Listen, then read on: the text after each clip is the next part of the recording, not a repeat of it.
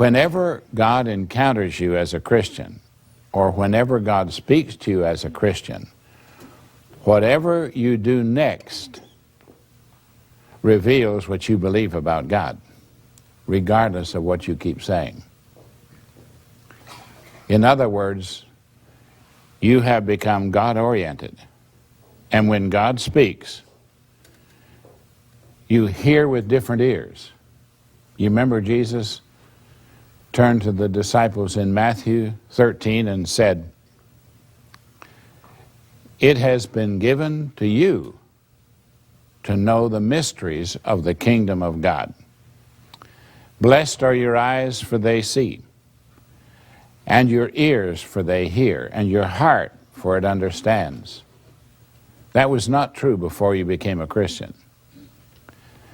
But because God has granted to you spiritual ears to hear, when you do hear, whatever you do next reveals what you believe about God. What should be your response? An immediate, "Yes, Lord." Why? Because as a Christian, you have become radically oriented to God. Now, because you and I are in the process of relating to God and coming to know Him, when God speaks, it'll create a crisis of belief. Not a crisis, and I hear many a person say to me, "I'm in a crisis. Is this what you mean?" And I'd say, absolutely not. Matter of fact, if they say they're in a crisis and they're trying to relate it to crisis of belief, I will immediately say, "And what is it that God said to you that's created this crisis?" "Well, it's not what God's done, it's just that I'm in a crisis." And I said, then that's not what we're talking about. We're talking about the fact that when God encounters you, or when God speaks, it always has eternal dimensions about it. Your life response to God is going to affect eternity. And it'll be God-sized. It doesn't matter how small a word from God. One word from God has the potential of an open-ended experience with God. There is nothing small with God. As a matter of fact, you remember when Jesus said, "When you are born again, or born from above, you enter the kingdom of God." And then especially in Matthew's gospel, he spends most of his teaching trying to explain what the kingdom of God or the kingdom of heaven is all about. And you remember that the kingdom of heaven or the kingdom of God is like a mustard seed. How small? You just need to understand the smallest encounter with God has incredible dimensions about it. That's why when God speaks or when God touches your life, it is a crisis of belief. Because once you know it's God, whatever you do next reveals what you believe about God. Do you believe that He has the right to be sovereign in your life? Do you believe that He's the God who's revealed Himself to you? It'll create a crisis of belief. Not a crisis, but a crisis of belief. And so Jesus said, "If you can believe, all things are possible to him who believes." What a statement. That's true for you and me, you understand that. All things are possible to the one who believes. If you discover all things are not becoming possible, what would you conclude? Your problem is your belief in God. Your problem is what you believe about God. Well, I just don't think He can, or I don't think He will, or I don't think I'm capable, etc., ad nauseum. And He said, all things are possible to him who believes.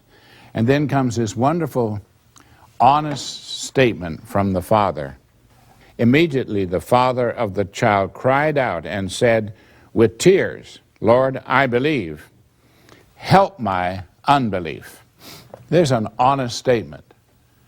There was so much about God he believed, but there was a measure about God that he didn't believe, and he needed help. I find this all the time. Most people who are struggling, it's not that they don't believe right about God.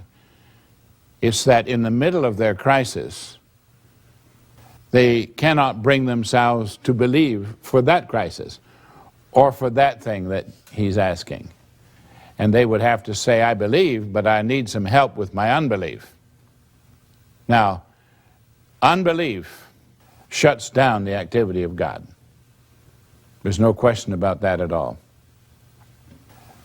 And you and I need to be very, very careful to go back and remember, when we became a Christian, we entered the whole realm in which God sovereignly does whatever he wants to do.